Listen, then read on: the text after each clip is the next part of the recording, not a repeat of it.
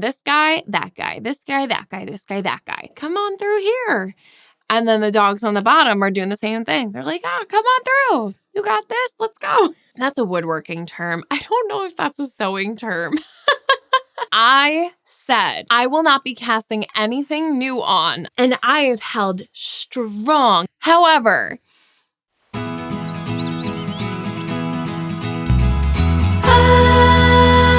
Nora, and this is also known as Nora Knits.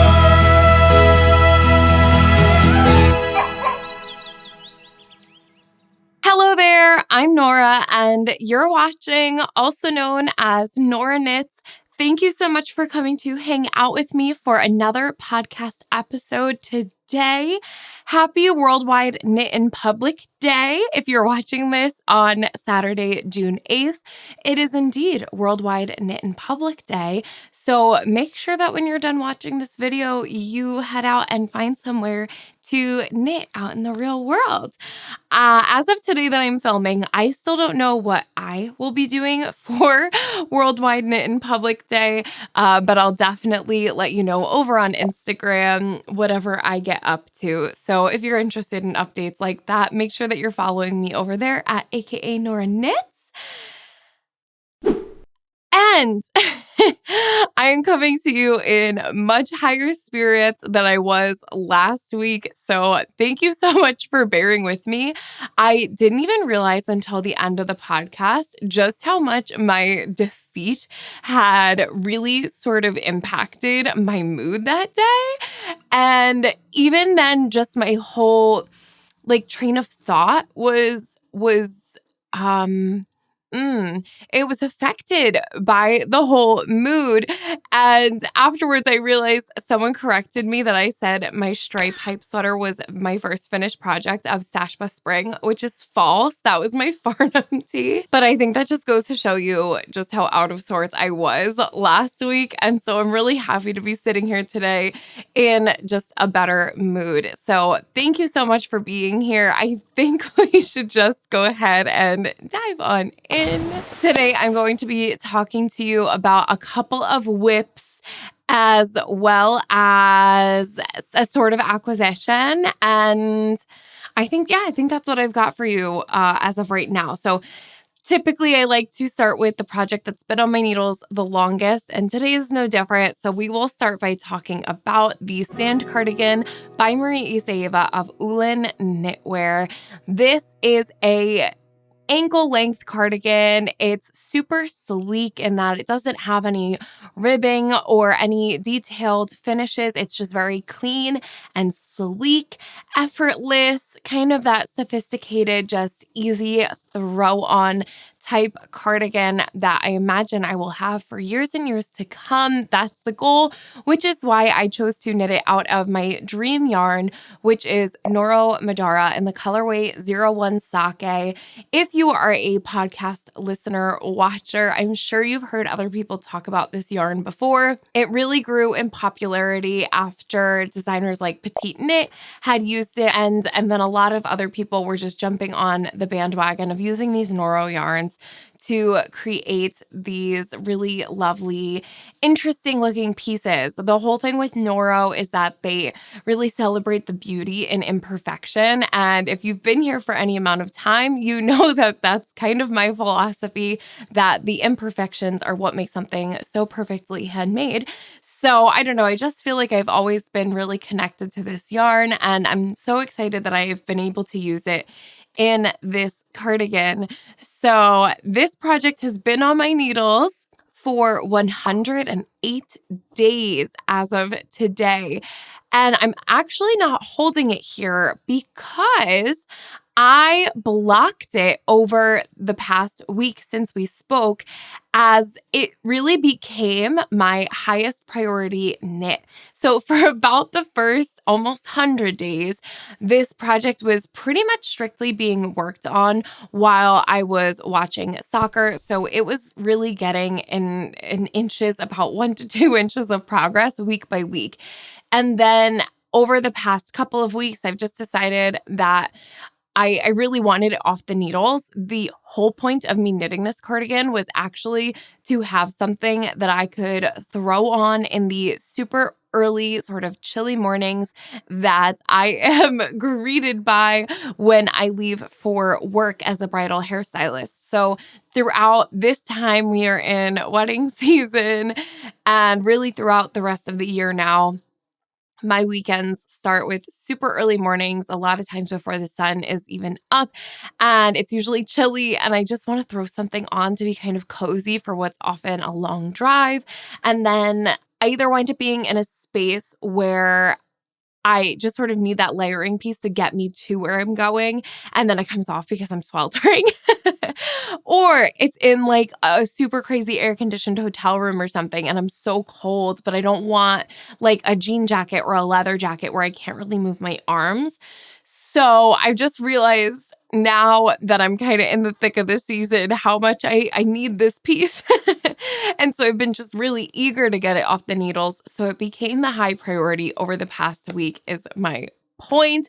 And with that, boy, did it make a ton of progress. It's been my mindless knitting. So I've been able to devote a lot of attention to it and sneak in those rows whenever and wherever I can. So with that, I made a ton of progress, and I tried it on and actually realized this is getting close to being done. So I decided to completely stop where I was and go ahead and block this piece because it is such a long line cardigan. I was really nervous that I would knit too far and it would grow in blocking and I'd have to start ripping out. No interest in doing that, especially considering the fact that it's a sewn hem. So I blocked it and I just tried it on for the first time before filming today, which is actually why I'm wearing a very typical work outfit for me. I figured I would like to see it on with something like this skirt in particular. I had an idea of where I wanted this cardigan to kind of hit while wearing this skirt. So that's why I'm wearing a little more professional an outfit today. But I tried it on right before this and it's just a little bit damp still. So I wanted to make sure I just tried it on for the clips, but it's actually back upstairs laying flat to continue drying for probably the next day. Um, but boy, did I stop at just the right time. The length of this cardigan, I think, is just about dead on where we're ready to just knit the rows that are to be folded over. Now, something that's interesting about this pattern compared to other patterns that I've used before for a folded hem is typically what I've done, what's been instructive for me to do in folded hems is to essentially just knit to the length that you want the garment to be, then add a purl row. So that acts as the sort of folding row, and then knit up however many rows you need to then sew or 3-needle bind off your hem edge. Now, this pattern is different as it tells you to actually knit to a certain distance from the hem, essentially the distance that you will have folded up. That's how far away you want to be from your desired hem. And then they have you add a purl row, which you are then going to be sewing the hem to. So there's no purl row for the actual folded edge, but rather just where you're going to be sewing to. And I read that in the pattern, just reading ahead in anticipation, and wondered if I would follow it or would I stray to what's been familiar and what's worked for me so far. And I'm actually, I think right now, leaning towards just following the pattern. I like the idea of having that exact point where you're going to be sewing the hem to, because if you've ever done a folded hem, you know that the worst part is going through and picking up the stitches that you're going to be either 3-needle binds off or sewing the hem to, and making sure that you stay on the same row. So if that's all just, the reverse of what's going on everywhere else, I think that would be super helpful. And then she actually tells you in the pattern to drop down your needle size for all of the remaining rows after that one, which in the past, what I have figured out on my own is when I do a folded hem, I've had the most success in knitting down to the length that I would, getting to that folding row, then dropping down my needle size, and it kind of helps to draw in the inside edge of that hem, which in my experience has helped to prevent any sort of kicking out and flaring. So I like the idea of dropping down a needle size, and I think I'll just follow the pattern. If that's what she says to do, then I will trust it because it seems like it's going to work. And that is really crazy that it's probably going to be done in the next few days. Now, with the hem being just about ready to be done, I mean, I might pop in a row or two. Maybe not even. When I'm looking back at the clips, I will have a better sense. In the mirror, I was kind of trying to see. But part of the just extra layer of uncertainty around the length right now is, first of all, the fact that it is damp still. So it's a little heavy. So I can't get quite the best accurate, but what? I can't get quite the most accurate read on what the length will be when it's all dry. But also, the very last thing that you do is add the double knit button band all around. And this has just been a struggle since, it got to a point where I could try it on, where without that double knit button band, there's really nothing anchoring this cardigan onto my shoulders. And so it just wants to slide right off because everything kind of needs to be cinched in around the neck and have that real depth and that grounding. So trying it on, it's kind of just slip sliding off of my shoulders and you can't really tell where it's trying to be. So I want to make sure that I don't knit it too short is my point. And I'm fearful that with it being damp and just in the current circumstances with it falling off of my shoulders, I hope I don't think it's long enough, but then it's not going to be. So I'm going to be very particular about how I approach that, but it's certainly going to be happening in the next few days. Now, the other element that I was eyeing with the blocking is the sleeves, which I noticed, I believe I accidentally did one additional sort of decrease section on each sleeve. So they're each about, I think it's every 2 centimeters or something. So let's say each sleeve right now is about 2 centimeters longer than was suggested to knit in the pattern. Having tried it on today, again, that sort of its inability to sit on my shoulder is contributing to my wariness around the length of the sleeves at the moment. But they're actually looking pretty good right now. So I think my next step for the sleeves is just going to be to read ahead as far as how the sleeves are being finished? How the sleeves are going to be finished. And I'm assuming it'll be the same as the hem, as those are also just folded seams.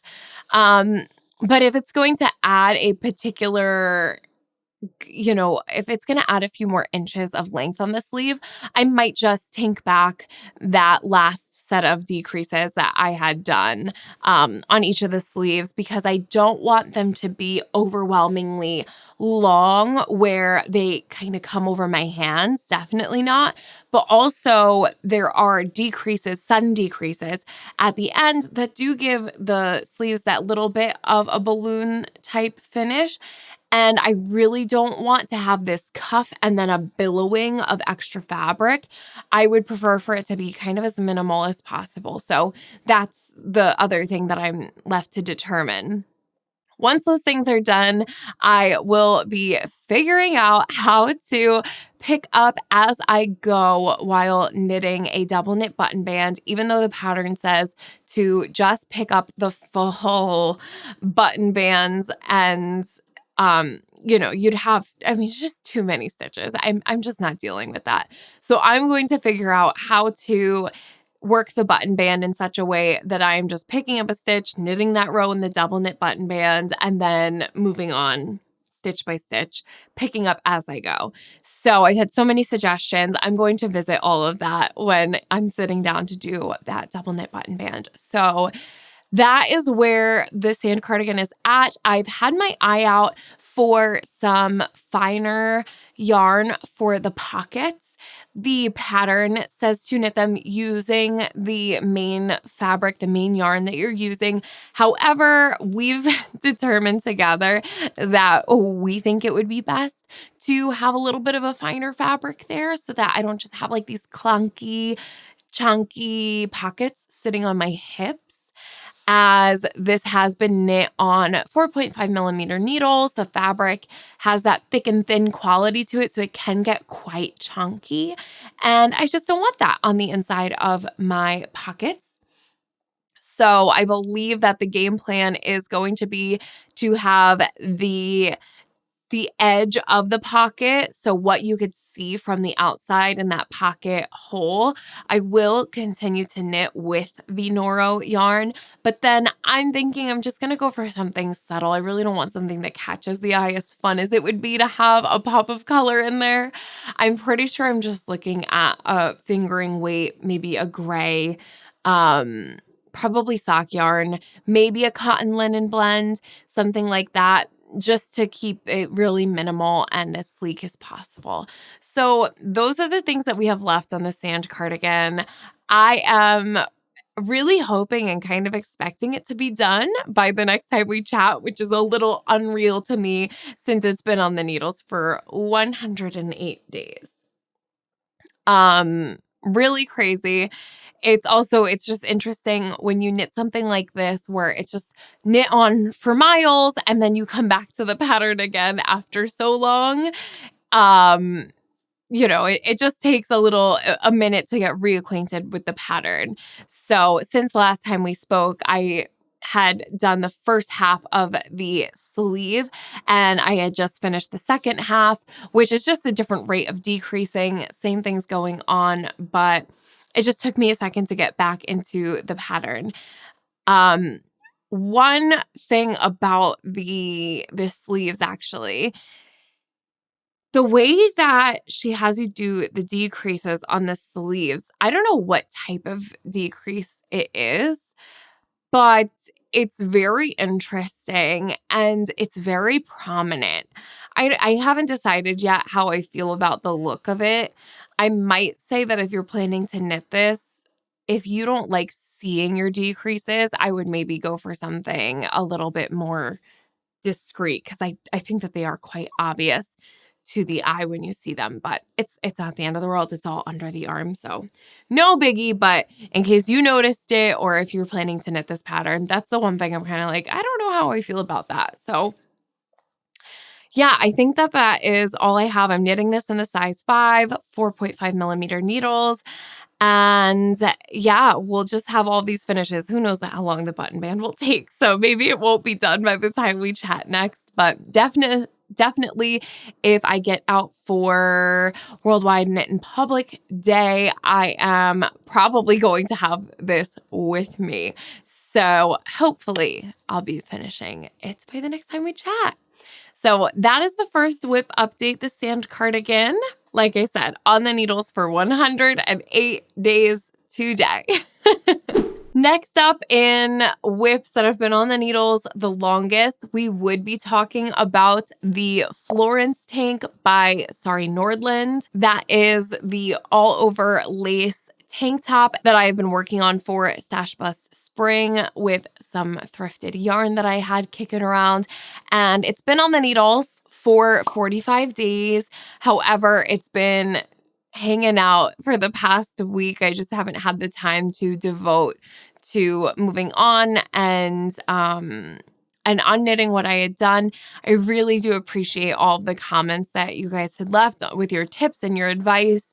And I do want to say here, so that I don't forget too, that it is busy wedding season, so I am a little bit more chaotic than usual in my work schedule this time of year. So I am doing my best to get through comments. If it takes me longer than usual to respond, which it definitely has been, please know that I'm 100% going to read your comments, and I will always either give it a little love or respond. It's just that I can only do that when I can sit down at the computer and really do those things. So I appreciate your patience, but please know that I 100% read all of the comments. And so it's just taking me a minute to get back to you, but I will. So I do appreciate all of the advice that you guys gave me and just that little boost of encouragement that I'm not the only one who struggles with the lace knitting. I also just read today that someone said that they are also knitting the Florence tank and that apparently there is a note in the pattern about the decreases. I swore I read the pattern, but I was really, like I said, eager to get through that really intimidating portion of the pattern. So it's totally possible that I just dove in a little too soon. So before I revisit the decreases, I'm going to sit back down with the pattern and make sure I have fully comprehended everything that it's throwing at me. So just know that I'm not abandoning that project, just simply have not had the time over the past week to give it the full attention that it needs. So we're going to skim on past that and we can talk about the project now that has probably been given the most attention since the last time we spoke, which is my messy dressy. This is a dress that I am crocheting for a soccer game that I will be going to in just a few weeks now. It's loosely based off of a skirt that I had crocheted a few years ago, and I just thought it would be kind of fun to create this sort of, wives of soccer style dress for this Argentina soccer game. When we spoke last, I was talking about trying to figure out ways to assemble my granny squares. And I think I should have maybe made it more clear that I know I could sit and hand sew like mattress stitch all of the granny squares together and it would give a really seamless finish. But for something that I'm only going to wear once, that's time commitment. It just was not, no, thank you. Which is why the two options I had been entertaining mostly were single crocheting the granny squares together, which is how I assembled the skirt that I had crocheted a couple years ago, and sewing on a machine the granny squares together, which I attempted, but it didn't work out. So I had purchased the walking presser foot for my sewing machine to see if that would help get this pretty thick and dense fabric through the sewing machine. And it worked. I'm so excited to show you this.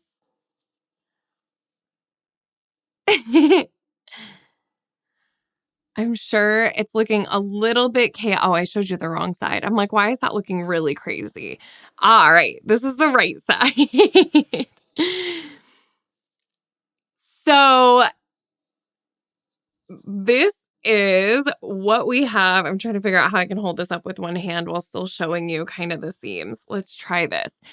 So I have been individually crocheting the blue and the white squares. The blue is Stash Bus Spring yarn and the white was supplemental. The blue is two different thrifted cones of what I think is like machine knitting yarn thread. Each of them around a fingering weight. The white yarn is the Lily's Sugar and Cream cotton yarn, and it's a little bit more dense than the blue, which is why if you look really closely, you can probably tell that the actual granny squares I have done differently. So the blue granny square has the original ring and then 1, 2, 3 rows around it. The white squares has the original ring, then 1, 2 full double crochet rows around it, and then a single crochet border. And that is how I'm getting the two different thicknesses to sort of act as the same size. Now, the way that I have been assembling them is I went through, do I have one I could show you? I think I do. All right, this is going to look particularly chaotic. because I actually had to cut this sort of strip off. I was on such a roll sewing these squares up that I kind of just forgot what I was doing, and I just sewed like a whole bunch of them together as if there wasn't an actual plan in place of how these are supposed to sit on my body. So I then had to go back and cut everything, which was frustrating. But the way that I had done it is in groups of 2. I had sewn the blue to the white, and I was just sending these through the sewing machine using the walking presser foot, which really helped to just draw the fabric in. The walking presser foot, if you're not familiar with a sewing machine, basically when you are using a regular presser foot, which is just the kind of piece of metal that essentially just holds your fabric down to the sewing machine while you're feeding your fabric through.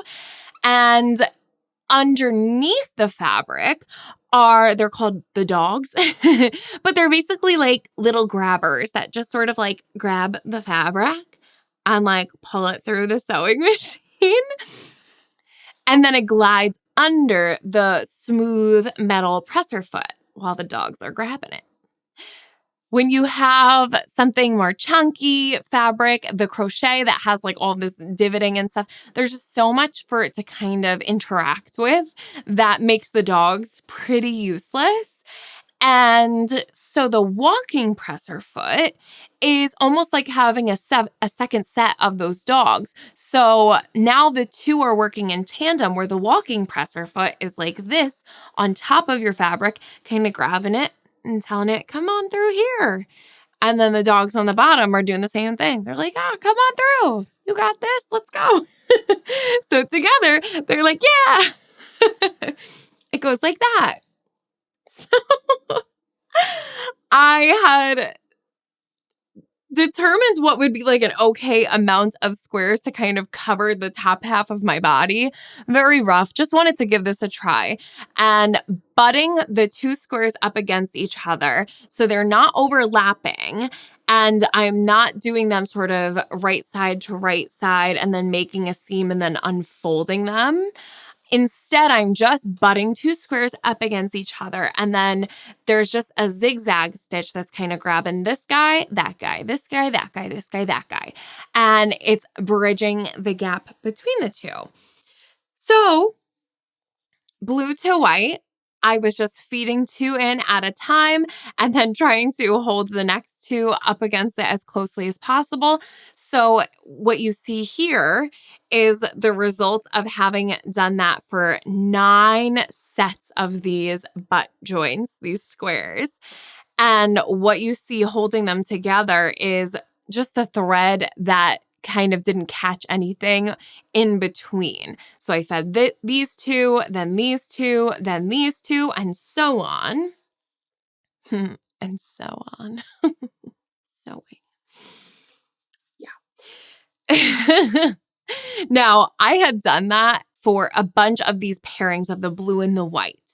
And I had a bunch of them. I think I had 5 of the pairings when what I needed was 5 squares across. So once I had 5 sets of these 2 squares, I then went and started joining them to each other, creating, which is why you see this one has its little white buddies on the side here, is I did it too many times and then I started cutting the threads and then I realized I could still use it. So this was originally a set of a white and a blue and a white and a blue, and I cut the seam even though I didn't need to. So once I had joined all of those together, that's when I would have, if I did it right the first time, the 5 squares going across, and they were attached just on the vertical plane, like you saw in what I was just holding up. So then all I had to do was turn the whole thing on its side and feed it through the sewing machine, now closing the horizontal seams. And overall, a fairly quick project compared to crocheting it or hand sewing it together. certainly much quicker. Obviously, this one was a little bit more experimental, so I will definitely do better the next time. Also, all these little threads that I had to cut off are now just everywhere. But what I have now essentially is just sort of a blank slate of one of the sort of central panels. Because this is the first one I've done, I'm probably going to have this one on the back, but just to give you an idea, I'm holding it up here today. So what I am thinking is that this is probably actually going to be sitting a little bit lower here, and we're going to have, almost mimicking the shape of the top I have on right now, a sort of tapering off of squares, creating this sort of tank top style dress, utilizing some half granny squares, so little triangles, to do a little bit of shaping and get kind of the rough shape of this whole bodice. At which point I'll be going in, hopefully, if I have time, with some knitting and knitting some ribbed finishes for the neckline around the armholes. And I'm thinking right now that on the sides of this, I'd like to have the sort of black and white stripes that they have on the jerseys. And I think that the easiest way for me to do that is actually going to be to do that sort of crochet ribbing, where it creates almost a similar look to ribbing, but you're crocheting it. To crochet the ribbing, if you want it to have the stretch going this way, you're actually crocheting along the length of the plane. So that'll probably make more sense when I get there, or if you know about crochet. But yeah, so this was the goal, was just to sort of get a panel worked up so I could further determine how many squares I actually need. I think what I'm going to do today is sew up the matching front panel. I believe I have enough squares to do that. As of right now, we have 5 squares across and 9 squares down, and 9 times 5 is, I was going to say 45, but I figured I'd check it. So 9 times 5 is 45. So this used up 45 squares, and it's probably long enough if I wanted this to be a short dress, which I'm starting with a short dress, and we'll work towards a longer dress if we have time. But this is missing the whole kind of more complicated part on top. I do believe I have enough squares to sew up the matching front panel, and then I can kind of start piecing things together. I'll probably throw this on my dress form just so that I can get a better idea of how I want to approach the rest of it. But I'm just really excited with how this worked up and how effortless it was. It's not the quickest sewing project, but it's really simple and mindless. So I was able to just listen to an audiobook and go ahead and sew things up. Is it perfect? Absolutely not. Something that I struggled with a little bit was picking what thread color to use, because I did not want to be in and out changing out the color of the thread for a blue versus a white square. That wasn't happening. So funnily enough, my sewing machine already had like a baby blue thread in the spool. And I had a white bobbin already wound up. So to experiment, I just kind of threw that in there. And almost how I've done the marling on here, it just kind of helped to sort of trick the eye a little bit to see those flecks of the blue and the white. And so that's what I've been doing since. So on the wrong side, you're seeing more of the blue, and on the right side, you're seeing more of the white. But overall, it's just kind of blending together. Up close, yes, there's giant zigzags going across the seams, but from afar, it is so inconspicuous. I could not imagine sitting here and like mattress stitching each one of these seams together. There's just too many. And really, it's just not that serious. This is just a fun little thing for me to do. Now, on the wrong side, I still have the tails from the granny squares all floating together. Haven't decided exactly how or if I'm going to address that just yet. I did make it a point when I was doing the butt joints to, that's a woodworking term. I don't know if that's a sewing term. In woodworking, when two ends of wood just go up against each other, it's called a butt joint. So that's what I'm calling this too. But when I was sewing up the butt joints, I made it a point to make sure that I just snagged at least a bit of the tail in those joints so that there is just some thread holding it together if I do wind up going back and cutting it. As I'm saying that out loud, maybe for ease, not for the most beautiful couture piece of clothing you've ever seen, maybe I'll go in with a little bit of fabric tack, a little fabric glue, and just pop that on the backs of all of these little threads and then go in and cut the ends. So we're going for ease. We're going for, this is going to be a fun thing to wear a couple of times in life, and it's more of like a little art piece for me to enjoy. So really thrilled that that is working out. I feel like I'm gonna look like a little cabana umbrella. That's fun. So yes, I'm gonna do my best to get the rest of the squares that I've already crocheted assembled and integrated. Determine how many little half squares, so how many little triangles do I need, and really, I'd like to work on getting this dress, the structure of it, complete for a week before the game. That would be ideal. I really need to start a countdown to the game. But as of today, we're about exactly 3 weeks away. So I mean, I think this is very reasonable. I've crocheted most of the squares already. So it's just good to kind of see where we're at and what, I don't know, how this is going to take shape. So then I can crochet the numbers and all of those little details and figure out the best way to add those to just make this, I don't know, it's fun for me. I hope you guys are having fun with it too. So that's where we're at. Really happy that that all worked out. And I'll keep you posted as that continues on. And I'll probably be sewing more today. Now, I said I will not be casting anything new on until either the sand cardigan or the messy dressy are done. And I have held strong, and that's why I have so many crochet squares done, because since the sand cardigan's been blocking, that's all I've had to work on.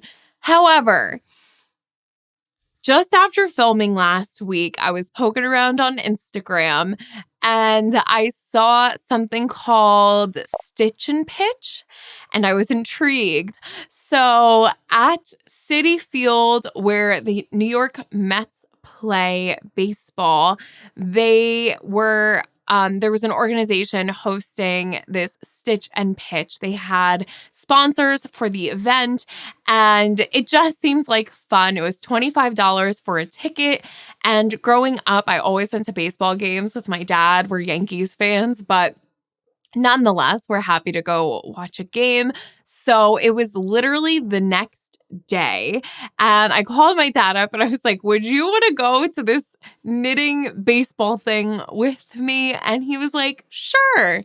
So I bought us tickets. We went down. But before we did, I realized the whole point was that you were going to bring your knitting project with you and knit while watching the game, or any fiber art, they said. I can't at the moment, I can't crochet granny squares without looking. And I didn't want to just be absorbed in my crochet. And also it was just like too many pieces kind of to have. But the only other project I had was the sand cardigan. And I certainly was not bringing the Nora Madara to a baseball stadium, especially in such a lump that it is right now. So I broke the rule of not casting on slightly. But what I'm going to say right now is I am not starting a how many days this has been on the needles timer for this project yet, because I have been so good in that I only worked on it that one day. I cast it on before I left for the game. I worked on it at the game, and that is all the work I have done on it. Even though it has been taunting me from the corner, I refuse to work on it until either the messy dressy or the sand cardigan are done. So if you had seen this photo on Instagram, you may have thought like, girl, I thought you said you weren't casting on anything new. And it really was a matter of I just needed to cast on something for the game. And I didn't want to just cast on something for the sake of like a sock. I'm not a sock knitter. I don't really like knitting socks. And I wasn't going to just like make a sock because I was going to a game. I looked at my plans and more Stash Bust spring and projects that I am planning to cast on next, and then something that I could knit at a baseball game, and decided to cast on the Sailor Swift top, also by Veronica Lindbergh, who's the designer of the stripe hype sweater that I just finished. So I was so in love with knitting that project that I was really eager to knit another one of her patterns. And it just so happened that I had been gifted yarn from Unit Toronto a little earlier this season to knit up Claudia Quintanilla's Azucena pullover. And they gifted me the Knitting for Olive extra fine merino in the colorways brown nougat and cream. And I had just enough of that yarn left over to knit up a tank top, and literally the perfect amount to knit up the Sailor Swift top, which is this really cute sleeveless striped high neck, slightly racer back cami tank top. So it was going to be the next thing I was going to cast on, and I decided to just jump the gun and casting it on. But whenever I do finish the sand cardigan and messy dressy, and this becomes an official whip, I'm just going to tack on a day to how many days it's been on the needles, because I'm not allowed to work on it, but I will show you the little bit of progress I made on it. In fact, it's still in my fanny pack. I packed this little fanny pack and wore it to the game. I also wore the stripe hype to the game, which is the perfect summer sweater. I've worn it so many times. But I threw my knitting project in here. How funny is this? So I literally have 2 balls of yarn, the Knitting for Olive extra fine merino, and my little project has been living in here for the past week now. Now, it was so last minute. I definitely did not gauge swatch, but figured we'd be okay. So I'm knitting the size extra large. I am using the recommended size needles, which are 3mm needles. These are the needles that I don't like, but I have. They're the only 3mm needles that I have. They are the Carbons by Knitter's Pride. And basically they have the metal tips, but then the carbon shaft. And I don't find that the seams on these are particularly smooth. So I don't like these needles. And I plan to replace them. I just haven't gotten around to it yet. My preferred needles right now are the Knitter's Pride Nova Platinas. Those are my favorites that I've tried. So, but these are the only 3mm needles that I had. So that's what I'm using.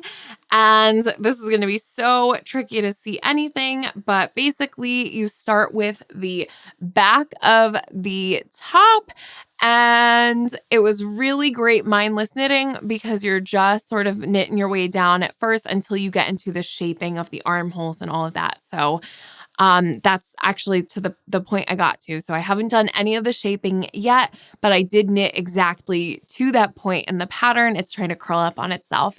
I'm using the brown nougat as my main color and the cream as my contrast color. And I just thought that these would make the perfect kind of summery tank colors. I don't know. I just really loved the idea of this. I had the yarn in stash, so Stash Bust Spring it is. And I just so far feeling the same way I did about the stripe hype. Obviously, I didn't get anywhere near to say how I feel about the whole design, the pattern, all of that. But so far, I just couldn't be more thrilled with the simplicity of that hit the ground knitting, hit the ground running, hit the ground knitting style project that it is. So Very humble beginnings here. This was what I was able to accomplish with a day of knitting, which included, I want to say, 2 or 3 hours before I left for the game of just casting on and getting started, and then all of the knitting that I put in at the game. So pretty quick for a 3mm needle project. It's supposed to have negative ease, which you can totally tell by me holding this up. When I showed it to my dad, he was like, "What are you knitting, a handkerchief?" So, yeah, um, that's where we're at on this. I'm gonna tuck this away. I'm gonna just stick it back in the fanny pack because, it's actually a good home for it. But I just wanted to make sure that I showed it to you guys. I'm not hiding anything, but genuinely, even though this has been taunting me, all I wanna do is work on this. It just seems so mindless and fun. I am not doing this until I follow through with my commitment to the sand cardigan and the messy dressy. One or the other has to be done. But cast that on, really excited about it. Ambitiously would love to still get it done by the end of Stash Bus Spring. By the end of Stash Bus Spring, which is over on June 21st. I don't know where the time is going. I need to get my ducks in a row. Just been a little busy. So that's the Sailor Swift top, brand new cast on. Only worked on it for a day. It's going into hibernation, so I will not be mentioning it until I start working on it again. So that's the project update. The Stans cardigan, messy dressy, Florence tank didn't get any work done. Sailor Swift is making a quick appearance going into hibernation. But that's just where we are at with the projects. As I said, going to that game, the Stitch and Pitch event, I did just want to share with you the acquisitions that I have from attending the event. So anyone who purchased their ticket through this Stitch and Pitch offer, like I said, the tickets were $25, but everyone got a goodie bag when they got there. So both myself and my dad got the goodie bag, and I've just compiled all of the goodies into one bag. I'm going to be keeping some things. Other things I'm going to set aside for Stash Bus Spring prizes, and I just have a surplus here, but I figured, why the heck not? So this was the tote bag that we got at the door, the Met Stitch and Pitch. Actually, this has the sponsors too. So it was Cooks Crafts in Glendale, Knit Rosalind, Knitting Fever Incorporated, and Lion Brand Yarn were all the sponsors of this event. I struggled to find a lot of information about it, but what I kind of gathered was that it was put on by a large knitting group in Long Island, New York. That was my best guess, but I could be very wrong, and maybe that was just the most prominent group in the attendees. The people I was sitting around were really friendly, and we got to chatting, and they were lovely.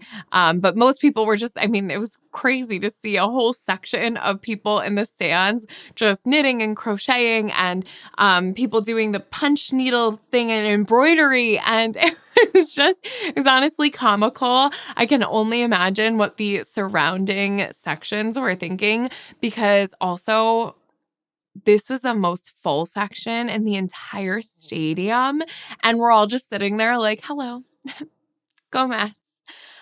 Couldn't care less about the game. We got a hot dog. We were having a good time. But it was really cool. It was very interesting to see. I think because I literally bought the tickets the day of the game, our seats, my dad and I, we were literally isolated. There was no one around us. And so there wasn't much mingling that happened, but I did chat a little bit with the people around me, and they were lovely. So basically, when you went in, there were 2 different patterns that had been designed for the event, and you could sort of pick and choose which yarn quantity you wanted. So they were both hat patterns. Since my dad and I were getting our own goodie bags and he was not going to be knitting, I just said, let's do one of each. So I have yarn in here that was for each of those patterns, but then also Lion Brand gifted everyone who went one of these limited edition select yarns. It's an acrylic yarn. It looks like it would be a cotton or a linen, but it's acrylic. So Not sure what's going to happen with these, but one of this was in the goodie bag. Again, this is two people's goodie bags quantities I'm showing you. Now, the yarn that was in my goodie bag was for the Grid City hat, which was designed by Louis Berea or Brooklyn Boy Knits. And this yarn is the Jody Long Chow. It's extra fine merino superwash wool, so you got the full quantity to knit the hat if you wanted to. And these are the color marigold, alabaster, and marine. Each ball is a 50-gram ball with 105 meters on it. So that's really fun. I mean, you could knit a whole hat. Just so nice always to have some extra fine merino kicking around. And of course, they're in the Mets colors. So that was the one option with the goodie bags. The other option is the design called, I'm going to say it's the Christ cap, but it looks like the Chris cap, but it's based off of the Chrysler building in New York City. And this one was designed by Jenny Noto. It says Wanded Knit and Crochet. And this one is knit out of Louisa Harding Carraz, Peruvian Highland wool and superfine alpaca. These are 50% alpaca and 50% wool. Each one is 100 grams and has 250 meters on it. So with each of the hat designs, you got 200 grams of yarn, which is really great. And like I said, it was $25 for the ticket. So really got your money's worth. And these are obviously beautiful because they're the wool and alpaca blend. So these are just squishy and delicious. And these are totally the colors of my home decor. So I have to look past the Mets and see that this was the color of my couch. And I think it should be some home decor. Now, along with those, they also included in the goodie bag the appropriate needle size to knit whichever pattern you had selected the yarn quantity for. And these are just various Lika, never know.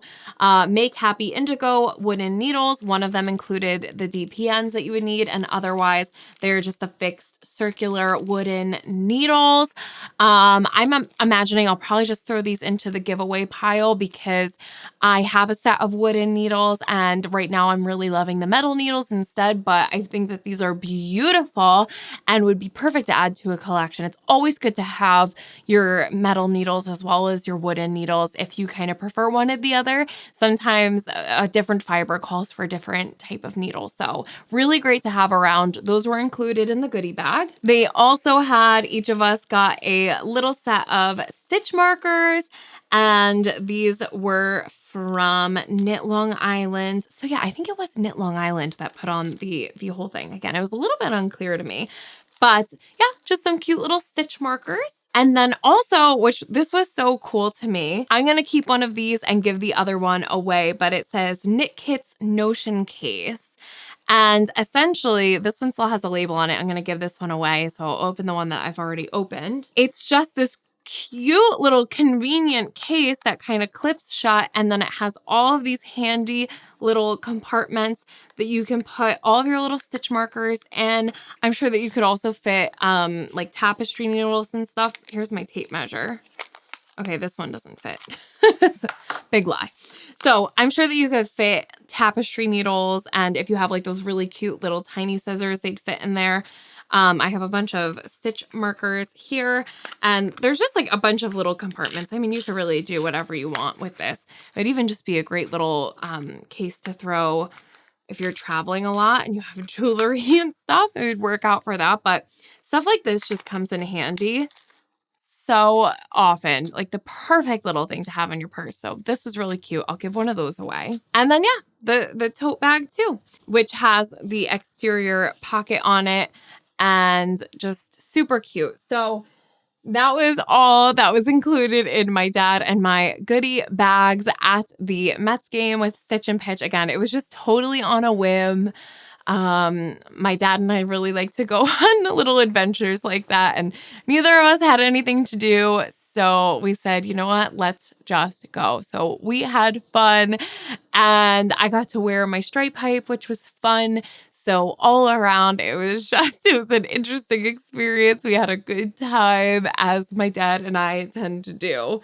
And yeah, out of the deal, got some little goodies. Some of them will be for you, some of them for me. So I think that is all I have in the way of updates today.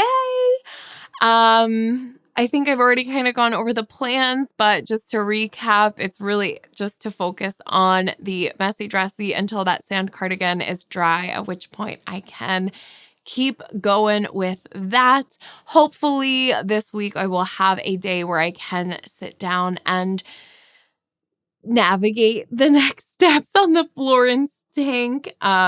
Definitely will be planning to get it done by the end of Stash Bust spring. So it's not forgotten. I just genuinely did not have a chance to get to it this week. So I think that is it for today. Like I said, if you like to keep up with things in a little bit more real time, I definitely would say go follow us over on Instagram at akanoraknits. And other than that, if you enjoyed this video, if you enjoy knitting content in general, I would very much appreciate it if you would go ahead and give this video a thumbs up. If you subscribe and ring the bell, then you will be notified anytime I post a new video. However, I post a podcast video just like this one every Saturday morning at 9:30 a.m. Eastern time, and I really appreciate you being here for them. That's it. With that, you guys, a big ol' thanks for watching, and I will catch you on the next one. All right, bye.